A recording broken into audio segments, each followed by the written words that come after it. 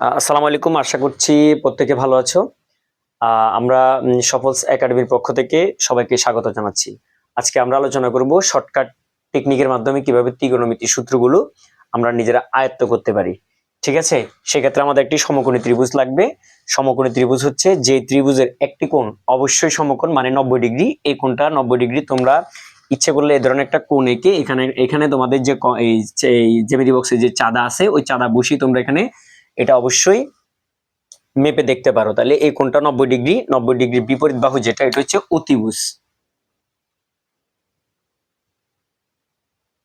আর এটা হচ্ছে ভূমি,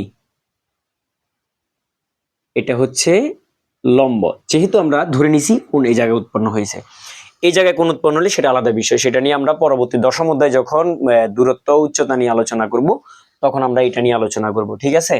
তাহলে আমরা এখন যদি তোমাদেরকে আমি মুখস্থ করতে বলি, 1 নাম্বার যে সূত্রটা সেটা হচ্ছে সাইন। এটা অনেকের অবশ্য মুখস্থ থাকে, যেহেতু সবাই এটা প্রথমে শুরুতে আমরা সাইন দিয়ে সাইনটাকে আমরা পড়ি। সাইন সমান হচ্ছে লম্ব বাই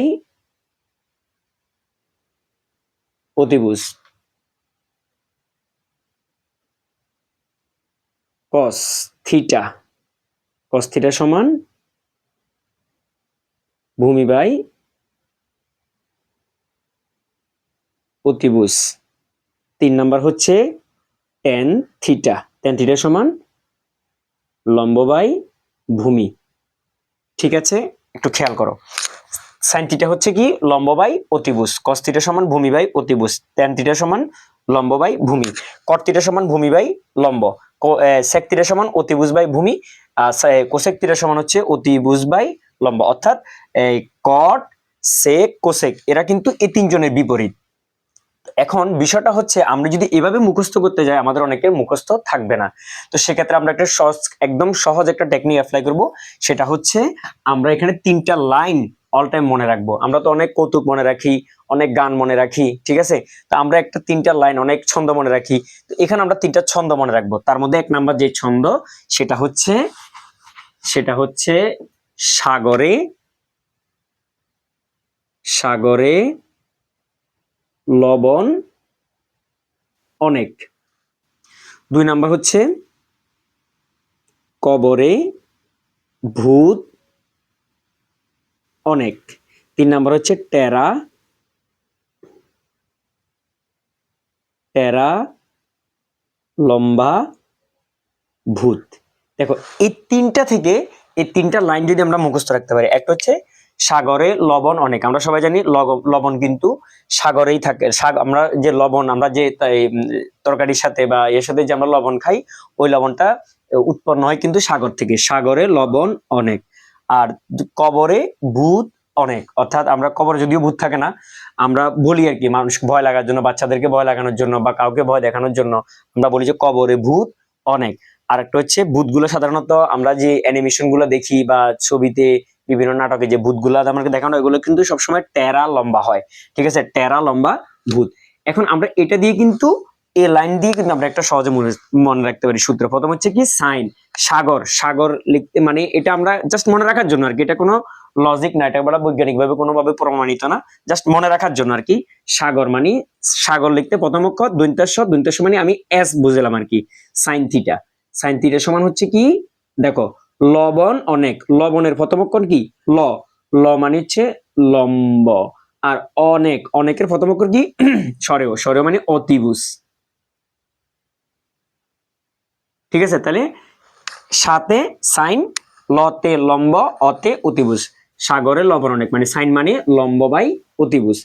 আর 2 নাম্বার হচ্ছে কস, কস খেয়াল করো, কস কবর, কবর লিখতে প্রথম অক্ষর ক, ক দিয়ে কস হয়। ঠিক আছে? কবরে ভূত, এই যে ভূতের ব দীর্ঘ মানে ভূমি বাই অনেক, অনেকের অ অতিভুজ।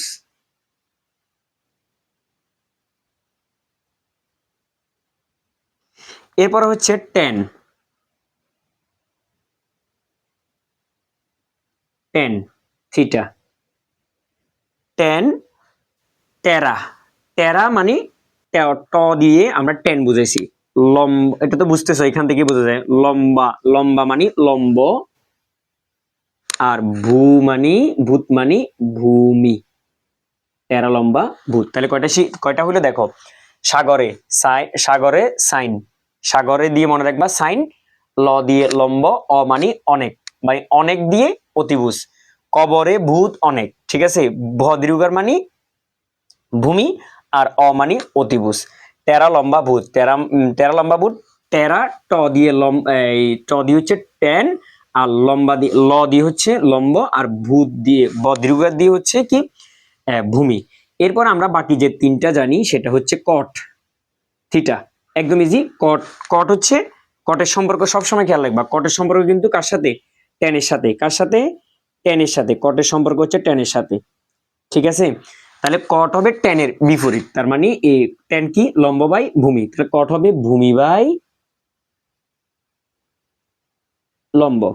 তারপরে কস, কসের বিপরীত হচ্ছে সেক, তার মানে সেকের সম্পর্ক কার সাথে, সেকের সম্পর্ক হচ্ছে তোমার কসের সাথে, ঠিক আছে। তাহলে কস সমান কি পাইছি আমরা, ভূমি বাই অতিভুজ, তাহলে সেক হবে তার উল্টা, অতিভুজ বাই ভূমি, ঠিক আছে। তারপর আসবে কি কোসেক, কোসেক হচ্ছে তোমার সাইনের বিপরীত, তাহলে সাইন সমান কি জানছি আমরা, লম্ব বাই অতিভুজ, তাহলে কোসেক সমান হবে অতিভুজ বাই লম্ব। তাহলে খেয়াল করো, আমরা যদি এই তিনটা সূত্র জানি, এই তিনটা সূত্র যদি এই টেকনিকটার মাধ্যমে আমরা যদি মনে রাখতে পারি, বাকি তিনটা কিন্তু অটোমেটিকলি আমরা ইজিলি খুব সহজে আমরা বুঝতে পারবো। টেনের সাথে কটের সম্পর্ক, এটা সব সময়ের জন্য, টেনের সাথে কটের সম্পর্ক, সেকের সাথে কসের সম্পর্ক, আর কোসেকের সাথে সাইনের সম্পর্ক। তার মানে সাইন যে ধরনের আচরণ করবে, কোসেক তার বিপরীত আচরণ করবে, সেক কস যে ধরনের আচরণ করবে, সেক তার বিপরীত আচরণ করবে, টেন যে ধরনের আচরণ করবে, কট তার বিপরীত আচরণ করবে। তাহলে আমরা এখানে কয়টা সূত্র শিখলাম, 6টা, ঠিক আছে। নেক্সট পর্বে আমরা বাকি আরো 6 থেকে 7টা সূত্র নিয়ে আলোচনা করব। দ্বিতীয় পর্ব দেখার জন্য তোমাদের সবাইকে আমন্ত্রণ জানাচ্ছি। আজকে পর্যন্ত শেষ করছি। আল্লাহ হাফেজ।